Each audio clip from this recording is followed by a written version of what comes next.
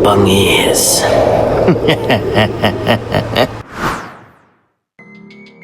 Karina, narinig niyo ba yung kagabi? Yung parang may kumakamot sa bubong. Hindi siya tunog ng daga, iha. Kasi paikot-ikot. At parang may hinihintay. Lola, pagod lang po siguro yun. Ilang linggo na akong kulang sa tulog simula nung nag-shoot tayo dun sa probinsya. Baka guni-guni lang natin to. Ah, hindi. Hindi yun guni-guni, iha. Ramdam ko rin. At kaninang madaling araw parang may tumatapak sa bubong natin. Tapos bigla na lamang mananahimik. Ay, naku Lola. Sa dami kong problema ngayon, huwag na nating dagdagan pa please. Kailangan kong maging maayos mamaya para sa preskon ko. Sa harap ng salamin, pinagmamasdan ni Karina de la Vega ang sarili. Sikat, maganda at hinahangaan ng buong bansa. Sa labas ng bintana, nagliliwanag ang Maynila. Mga billboard na may mukha niya, mga tao naghihintay ng ngiti niya. Ngunit sa likod ng lahat ng iyon, may kakaibang bigat sa dibdib niya. Parang unti-unting hinihigop ang lakas niya gabi-gabi. Lola, bakit parang ang bigat ng pakiramdam ko araw-araw? Kumpleto naman ang tulog ko at maayos naman ang kain ko. Nako, iha, may mga sakit na hindi nakikita ng doktor. May mga bagay na hindi nagagamot ng medisina lamang. Sa mga sumunod na gabi, paulit-ulit ang bangungot ni Karina. Isang aninong gumagapang sa bubong. Mahaba ang kuko. Matang tila nakatingin sa kanya ng baliktad. Tuwing magising siya, basa ng pawis ang likod niya at nanginginig ang mga kamay. Isang umaga sa set, nagkagulo ang lahat. Uy, Ma'am Karina, narinig niyo ba yung driver natin? Patay na raw nang natagpuan kaninang madaling araw. Ah, ha? Paano nangyari yun? Baka naaksidente lang siya, di ba? Naku ma'am, ay may sugat daw sa liig na parang tinusok at halos wala na daw dugo eh. Biglang nanlamig si Karina. Hindi niya malis sa isip ang mga panaginip niya. Ang tunog ng tik-tik na tila sumasabay sa tibok ng kanyang puso. Kinagabihan, hawak ni Lola Berta ang rosaryo habang nakaupo sa gilid ng kama. Iya, huwag mo sanang ikagalit pero kailangan ko nang sabihin sa iyo na may mga nilalang na hindi basta umaatake. May mga nilalang na marunong magtago sa anyong tao. Lola, huwag mo naman akong takutin. Pagod lang talaga to. Pagod lang tayo. Ay, ang aswang iha, hindi lang yan halimaw. May mga magaganda at kagalang-galang din. Pero baliktad ang kanilang asal. At wala silang awa kapag may napili na sila. Tahimik si Karina. Sa kauna-unahang pagkakataon, hindi niya kayang basta itawa ang sinasabi ng matanda. Pero Lola, ba't parang pakiramdam ko sinusundan ako nila kahit saan ako magpunta? Dahil iha, kapag ikaw ang napili, hindi ka na bibitawan ng mga yan. Kinagabihan, mas malakas ang pagkamot sa bubong. Tumayo si Karina at tumingala. At isang iglap, may mga aninong dumaan sa ibabaw ng kisame. Hindi niya ito mapagtanto pero takot na takot siya. Lola, mag-impake ka ha. Ngayon na. Saan ba tayo pupunta, iha? Uuwi po tayo ng Kapis. Kailangan ko ng katahimikan at sagot. Nagkatinginan sila. Sa mga mata ni Lola Berta, may takot at tila lihim na pagkaalam. Habang papalayo ang sasakyan mula sa Maynila, iniwan ni Karina ang mundo ng ilaw at kamera. Hindi niya alam na ang pagbabalik niya sa kanyang pinagmulan ay simula ng mas madilim na katotohanan. Isang aninong matagal nang naghihintay sa kanya. Huwag kayong matakot dito, iha. Umupo muna kayo at huminga ng malalim dahil hindi naman lahat ng pumapasok sa kubo ko may dalang kamatayan. Minsan takot lang ang mas malakas sa inyo, no? Hindi ko po alam yung nararamdaman ko, Mang Ramon.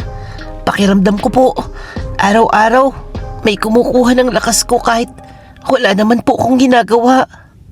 Ay, Karina, siya yung sinasabi ko sa iyo. Yung albularyo na tinukoy ko matagal ng panahon na. Siya yung tumulong sa akin at sa mga tao rito sa Kapis. Tahimik ang paligid ng kubo ni Ramon Alcantara. Amoy ang pinagsamang dahon ng lagundi at tanglad. May mga boteng puno ng langis ng niyog na nakasabit sa dingding. Mga anting-anting at rosaryong tila matagal nang dinadasalan. Sa gitna ng katahimikan, ramdam ni Karina ang kakaibang bigat sa dibdib. Takot pero may halong pag-asa. Sabihin ninyo sa akin ang lahat kahit yung tingin nyo ay walang saysay. Dahil sa ganito may mga bagay na walang maliit at malaking detalye. Simula po nung nag-shoot po kami sa probinsya sa labas ng Maynila, hindi na ako makatulog. May tunog po gabi-gabi na parang tik-tik sa bubong. Tapos, paggising ko, parang pagod na pagod ako lagi. Ang panaginip mo ba, Iha, ay paulit-ulit lamang? Opo, may anino po sa bubong at pakiramdam ko, tinitingnan niya ako pero baliktad ang tingin niya sa akin. Biglang tumigil si Ramon. Dahan-dahan niyang hinawakan ang pulso ni Karina. Pumikit ito at tila may binubulong na dasal. Iha, malamig ang daloy ng dugo ninyo at mabagal ang tibok ng ugat. Hindi ito karaniwang karamdaman lamang. Ano pong ibig niyong sabihin? May sakit po ba ako, Mang Ramon? May kumakapit sa inyo at unti-unting kumukuha ng lakas mo. Kumuha si Ramon ng kandila, isang mangkok na may tubig din. Sinindihan niya ang kandila at tinunaw ang wax bago ito dahan-dahang binuo sa tubig. Huwag kayong gagalaw at huwag kayong magsasalita habang ginagawa natin ito, okay? Habang lumulubog ang wax, nabuo ang hugis na parang pakpak at mahabang dila. Napalunok si Karina. Ay, Diyos ko! Diyos ko! Kilala ko ang anyong iyan! Tama kayo, Lola Berta. May aswang na kumakain ng lakas at dugo at madalas ay nagtatago sa anyo ng magandang babae. Nanlaki ang mata ni Karina. Babae po? Ibig sabihin po may babae na sumusunod sa akin? Oo, Iha. Ang uri ng aswang na iyan ay marunong makihalubilo sa tao. May trabaho, may kaibigan. Ngunit sa gabi, lumalabas sila gamit ang dila. Parang tubo. Sumisip-sip ng dugo at lakas. Napahawak si Karina sa sarili. Tila may lamig na gumapang sa kanyang batok. Kaya po ba, parang nauubos ako gabi-gabi? Oo, tama ka, Iha. At kung hindi mo ito mapipigilan, lalala pa ito ng lalala. Lumapit si Ramon at nilapag ang kamay sa mesa. Tutulungan ko kayo. Pero, kailangang sundan nyo ang lahat ng sasabihin ko. Walang tanong-tanong, walang pag-aalinlangan. Opo, gagawin ko po lahat basta matapos lang to. Ang gagawin natin at gagamitin natin ay hindi lamang dasal, hindi lang gamot, kundi ang pinagsamang pananampalataya at sinaunang kaalaman. Dahil yan ang sandata ng isang albularyo. Sa unang pagkakataon, matapos ang maraming linggo, nakaramdam si Karina ng kaunting ginhawa. Hindi pa niya alam kung sino ang tunay na kalaban. Ngunit alam niyang ang lalaking nasa harap niya, simple, tahimik at may matalas na mga mata. Ang unang hakbang sa pagharap sa aninong matagal nang sumusunod sa kanya. Karina, makinig kang mabuti. Bawat ilalagay natin dito ay may dahilan, kaya huwag kang magtatanggal ng kahit isa. Opo, Mang Ramon. Kahit po matakot ako, susundin ko kayo. Abay di, ilalagay ko ng asin at paminta sa mga bintana, gaya ng sinabi ninyo, Mang Ramon. Isa-isang nilagyan ni Ramon ng asin at pinatuyong pampalasa ang bawat bintana ng bahay. Sa bawat takbang niya, may kasabay na bulong ng dasal. Sinabit niya mga banal na bagay sa pintuan. Rosaryo, malit na krus at papel. May mga nakasulat pang orasyon. Sa ibabaw ng kama ni Karina, maingat niyang nilagay ang buntot ng pagi. Mang Ramon, bakit po buntot ng pagi ang nilagay niyo sa kama ko? Dahil hiya, takot ang aswang sa buntot ng pagi. Lalo na kapag lumapit sila sa taong gusto nilang lapain. Kinuha ni Ramon ang isang bote ng malinaw na langis at isinabit ito malapit sa pintuan. Ito ang langis na ginawa mula sa niyog na inani pa sa dapat hapon. Kapag kumulo ito, ibig sabihin ay may aswang na malapit. Ibig sabihin po ba, warning sign ito? Oo, iya. At kapag nangyari yon, huwag kang lalabas. Huwag kang sisigaw. At huwag kang titingin agad sa kanila, ha? Pagsapit ng hating gabi, tahimik ang buong bahay. Si Karina ay nakahiga ngunit gising ang diwa. Biglang may narinig siyang mahinang tunog sa kisame. Mang Ramon, narinig niyo po ba yung narinig ko? Oo naman, iya. Kaya huwag kang basta-basta gagalaw diyan. Biglang nagsimulang kumulo ang langis. Unti-unti, lumalakas ang pagkamot sa kisame na parang may gumagapang na mabigat at matutulis na kuko sa bubong. Diyos ko, nandito na sila! Manatili kayo sa likod ko, Lola Berta!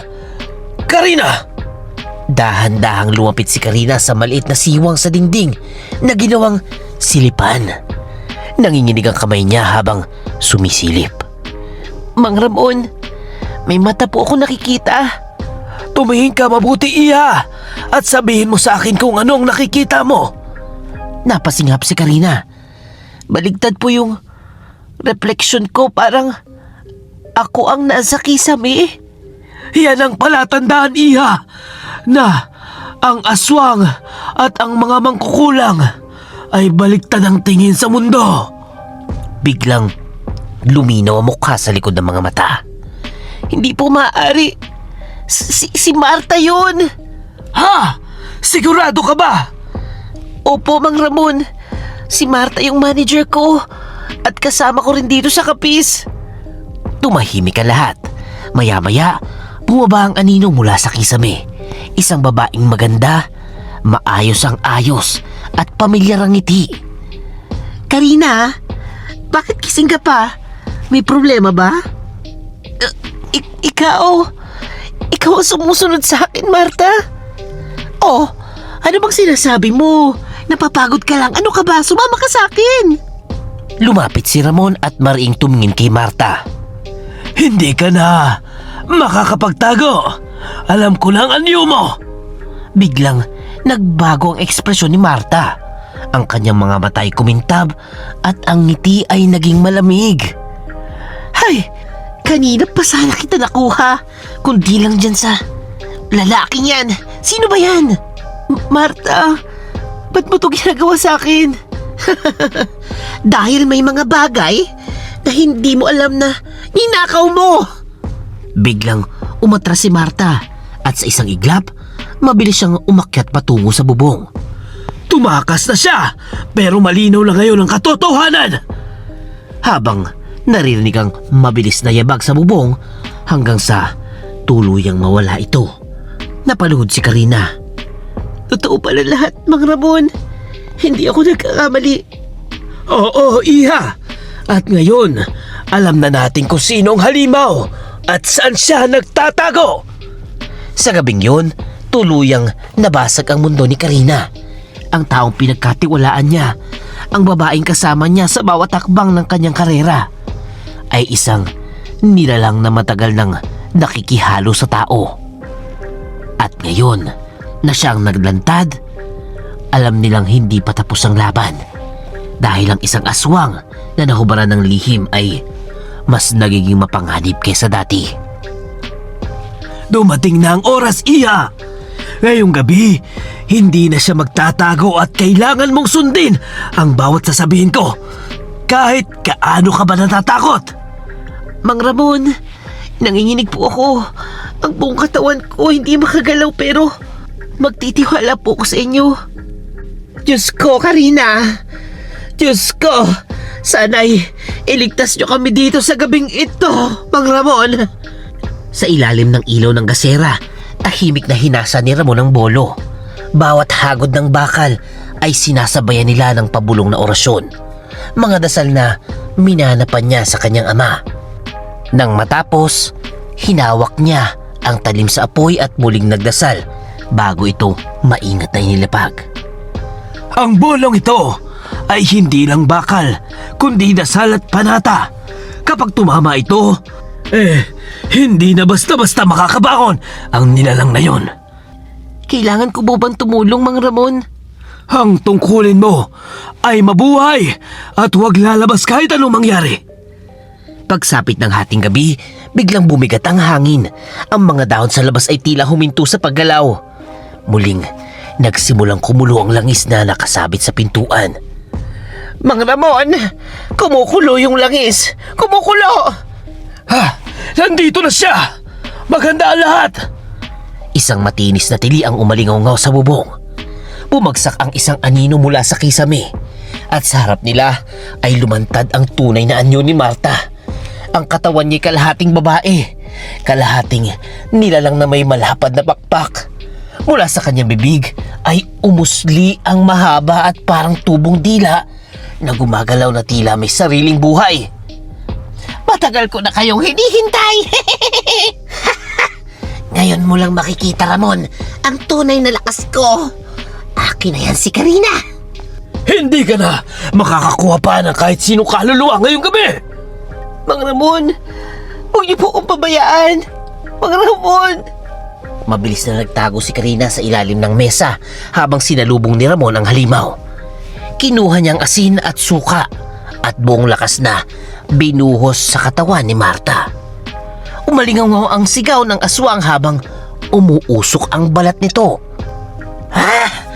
Masusunog ka sa impyerno, Mang Ramon, sa ginawa mo sa akin!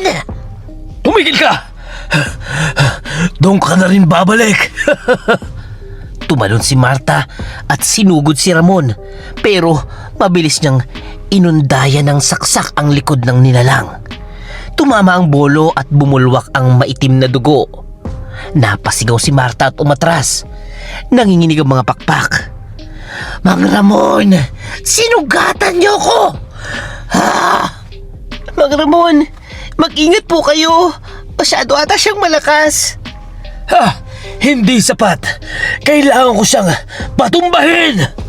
Ngunit biglang nagbago ang anyo ni Marta. Sa isang iglap, humiwalay ang kanyang itaas na katawan sa ibabang bahagi nito. Ang pakpak at ulo ay pumailan lang sa hangin habang ang kalahating katawan ay bumagsak sa lupa. Ha! Diyos ko! Naghihiwalay siya! Ha! Karina, mag-ingat ka! Manananggal ang taktika niya! Hindi pa tapos ito! Lumipad pa palayo ang kalahating katawan ni Marta. Ito'y patungo sa dilim ng kagubatan habang ang naiwan ay unti-unting naglaho sa usok. Nakatakas siya, Mang Ramon! Oo, iya! Sugatan siya pero mas magiging mapanganib siya ngayon! Lumabas si Karina mula sa ilalim ng mesa. Nanginginig at may luha sa mata. Akala ko tapos na. Mahaba pa pala. Ang unang laban ay bihirang huli at kapag ang aswang ay nasugatan, lalo silang nagiging desperado. Habang bumabalik ang katahimikan sa paligid, napagtanto ni Karina ang katotohanan. Ang gabing yon ay simula pa lamang. Ang halimaw ay nakilala na, nasaktan na, at ngayon ay may mas matinding galit sa kanila. At sa anino ng kagubatan, may isang nilalang na muling nagbabantay, naghihintay ng tamang oras upang bumalik at makapamingwit ng biktima. Mang Ramon, may kailangan po kong aminin. Simula pa kagabi, hindi na ako mapalagay dahil pakiramdam ko, kasalanan ko ang lahat ng to. Walang lihim na hindi lumilitaw, Iha. Sabihin mo na lang at makikinig ako. Ilang taon na po yung nakakalipas nung bago pa lang ako sa industriya. May isang aktres na nakasabay ko sa set. Tapos po, pinahiya ko siya sa harap ng lahat. Dahil lang sa selos at galit ko. Iha, huwag mong sabihin yan. Yan ba si Marta? Ang tunay niyang pangalan po Magda. Yun yung narinig kong binulong niya kagabi bago siya tumakas. Tahimik si Mang Ramon. Dahan-dahan niyang sinara mga bintana ng kubo. Parang sinisigurong walang ibang makakarinig. Ang mga aswang na tulad niyan, Iha, ay hindi basta umaatake. Kadalasan ay may pinanggalingan ng galit nila at kapag nasaktan ang dangal nila, ginagawang sumpa ang sakit. Hindi ko po alam na ganun. Hindi ko talaga alam na ganun ang mangyayari. Akala ko simpleng away lang sa trabaho.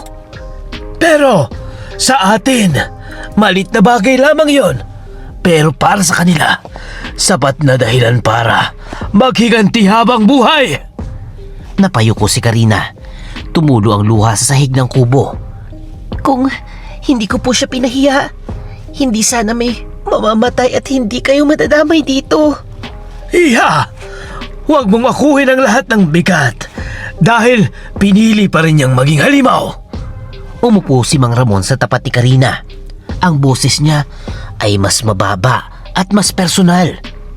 May dahilan kung bakit ako umatras kagabi. Kahit alam ko namang delikado ito. Ano po yun? Mang Ramon, sabihin niyo. Ang ama ko rin ay albularyo tulad ko. Pinotektahan niya ang mga taga-baryo laban sa isang aswang maraming taon nang nakalipas. Pero ano po nangyari sa kanya? Pinatay siya habang nililigtas ang isang buntis na babae. Ito'y mula sa bubong ng bahay nila. Napasingap si Karina. Simula noon, pinangako ko sa sarili ko na hindi ko hahayaang mangyari ulit yon hanggat may hininga pa ako. Tahimik silang dalawa. Sa katahimikan, unti-unting napaltan ng pangunawa ang takot ni Karina. Mang Ramon, kung hindi po dahil sa inyo, baka po patay na rin ako ngayon. At kung hindi dahil sa tapang mo, Iha, hindi rin tayo aabot dito. Kinabukasan, sinimulan ni Mang Ramon ang pagtuturo kay Karina. Hawakan mo ang dahon ng sambong. Huwag mong durugin ng galit. Dapat ay kalmado ka lamang at ang isip mo ay relax. Dahil ramdam ng halaman ang intensyon nito. Ganito po ba? Tama po ba yung paghahalo ko? Oo. Dahan-dahan lang at sabayan mo ng dasal. Habang dinudurog ni Karina ang mga halamang gamot, inuulit niyang dasal ng mga tinuro ni Ramon. Unti-unti, naramdaman niyang may kakaibang kapayapaan sa bawat paghinga. Ngayon ko lang po naramdaman na hindi lang pala parte ang lahat ng to. Hindi lang pala to arte. Dahil ang pagpapagaling ay hindi lamang tungkol sa katawan, kundi sa loob at espiritual din. Sa gabi, sabay silang nagdasal sa harap ng altar. Magkatabi silang nakaupo, tahimik ngunit ramdamang lalim ng koneksyon. Mang Ramon, natatakot pa rin po ako pero mas matapang na ako kaysa kahapon. Yan ang unang hakbang, Iha. At habang natututo ka, mas magiging handa ka sa susunod na laban.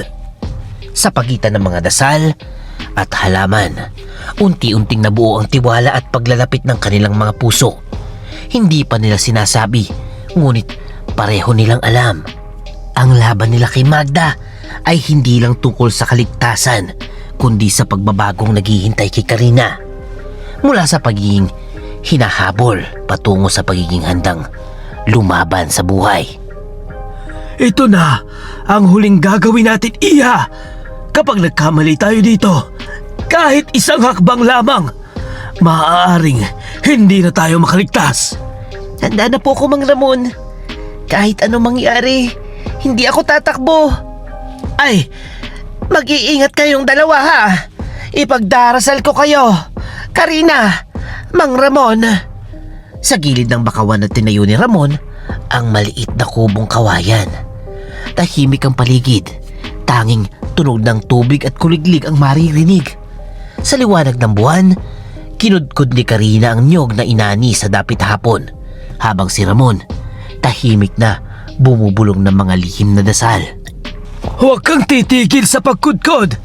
Kahit manghalay ang kamay mo dapat bawat kilos at bawat ikot niyan, nilalapit natin ang katapusan ng halimaw na yan. Nararamdaman ko po, Mang Ramon. Parang umiinit ang hangin sa paligid.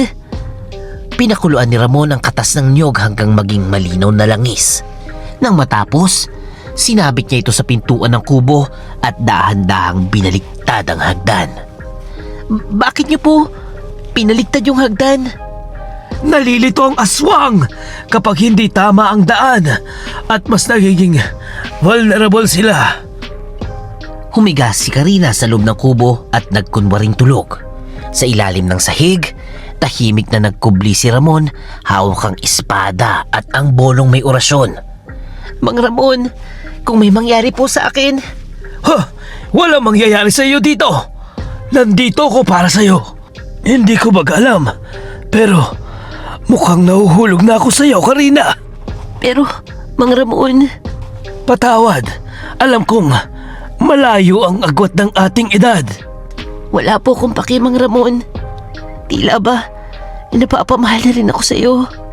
Ngunit habang naglalandian ang dalawa, may malamig na hangin na dumaan. Biglang nagsimulang kumulo ang langis. Mas matindi kesa dati. Nandito na siya! Huwag kang gagalaw, baby! Hala, ba't baby nang tawag niyo, Mang Ramon? Karina! Maganda ka na! Isang pamilyang na tawa ang umalingaw-ngaw sa dilim.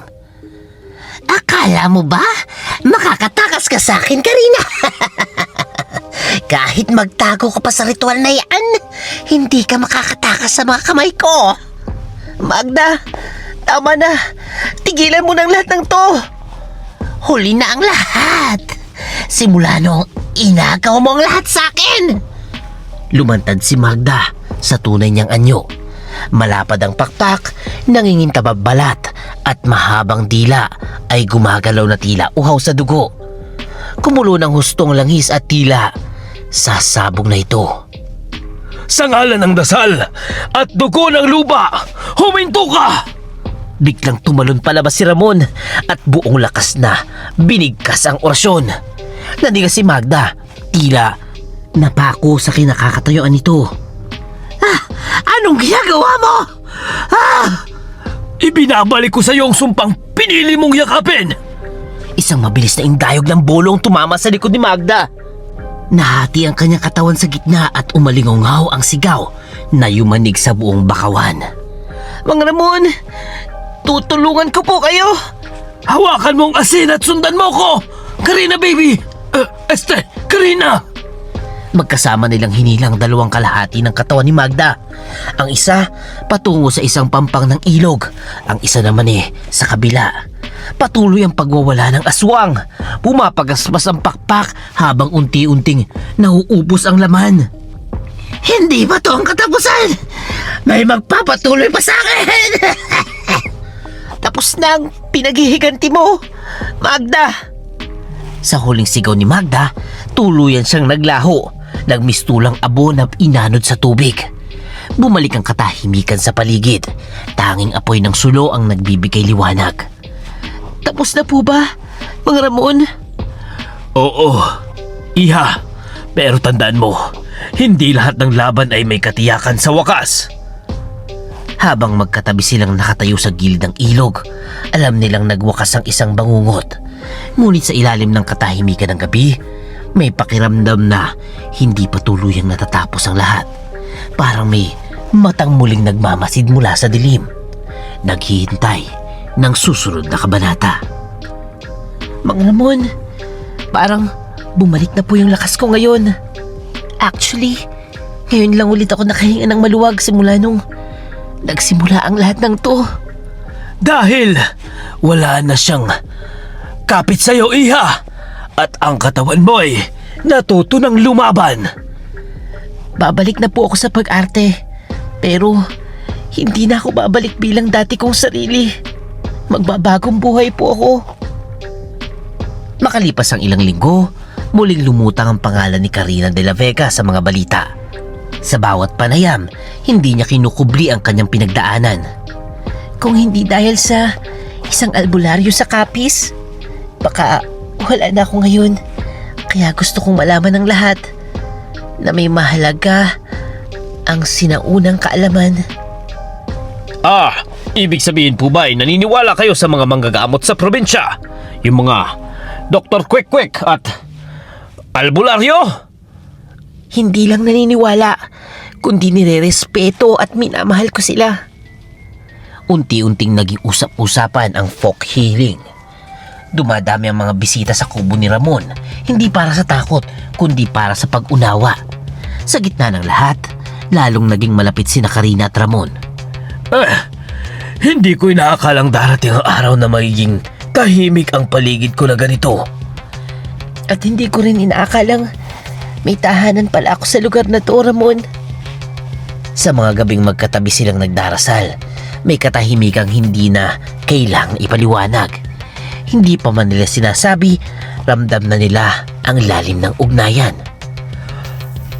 Mang Ramon, kung matapos na ang lahat ng to, anong gusto niyong mangyari? Gusto kong ipagpatuloy ang nasimulang ng ama ko. At gusto kong may kasama akong handang umunawa. Baka pwede pong manatili na lang po ako dito muna at matuto pa. Ngumiti si Ramon, ngunit hindi pa man niya nasasagot, biglang may kakaibang tunog sa labas. Mang Ramon, naririnig niyo ba yun? Sandali! Tumingin sila sa pintuan. Ang boteng langis na nakasabit doon ay unti-unting kumukulo. Hindi ito maaari. Patay na si Magda, di ba? Hindi lahat ng galit ay namamatay. Lalo na pag gano'n ang galit.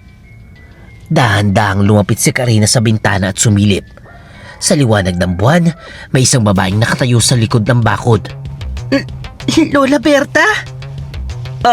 Iya! Bakit ba? Gising ka ba? Nanlamig ang buong katawan ni Karina. Sa mga mata ng matanda, nakita niyang refleksyon ng sarili. Baliktad.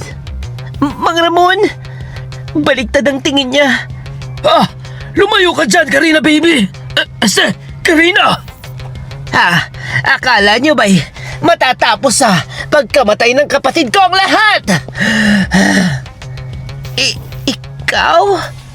Ikaw ang kapatid ni Magda?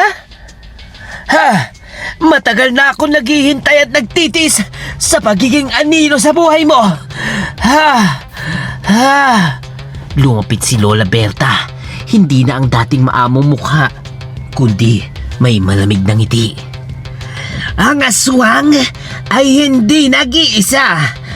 May angkan kami at ang dugo ay hindi basta-basta napuputol. Hindi na ako ang dating Karina. Hindi na akong duwag na Karina, Lola Berta. Tumabi si Ramon kay Karina. Hawak ang kanyang kamay.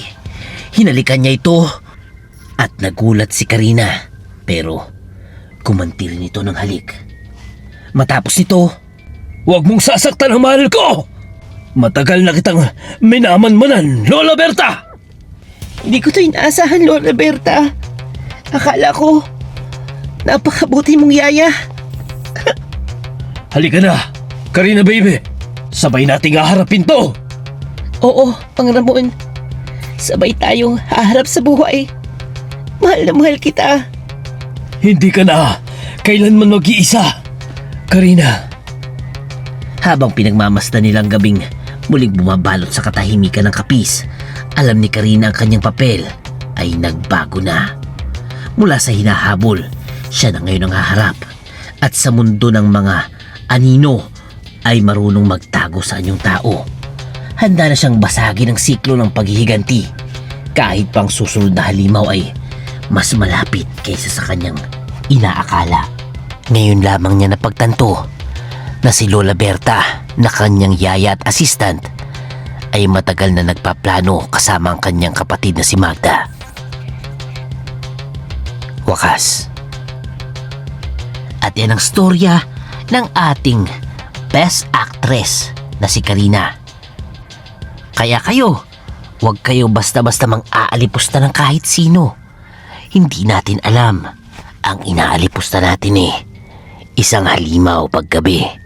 At hindi mo alam na yung mga kaibigan mo o kahit na yaya at assistant pwede kang dalhin sa kadiliman.